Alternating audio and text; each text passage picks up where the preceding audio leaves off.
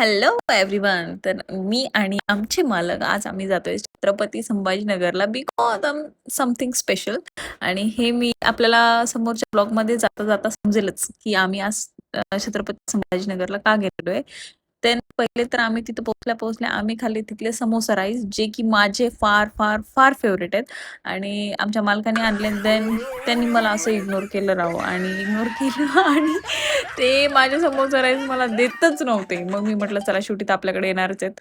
मग शेवटी शेवटी समोसा राईस हे माझ्या हातात आलेच, आणि मी त्याची छान छान टेस्ट घेतली आणि खूप सुंदर आहे. तुम्ही पण ट्राय करा. आणि देन माझी मालक ही तिसरी वेळ आहे त्यांची, हे त्यांना काय माहिती, लिंबाशिवाय जेवणच जात नाही.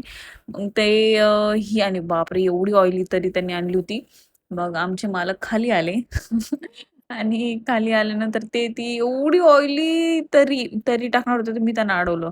देन ते मला म्हणले चुप बस. मग काय आपलं, चुप बसून मी चहाचा एक घोट पिला.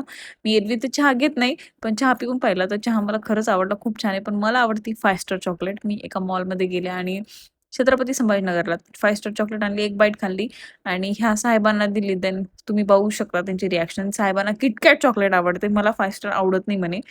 मग चॉकलेट खाऊन आम्ही गेलो आणखीन समोर. आता इथे कळेल तुम्हाला की आम्ही आज छत्रपती संभाजीनगरला का आलोय. हां, तर हे आहे भोज हॉटेल, जिथे मिळते उन्हाळ्याची स्पेशल टॅन आमरस थाळी, जी की बाप!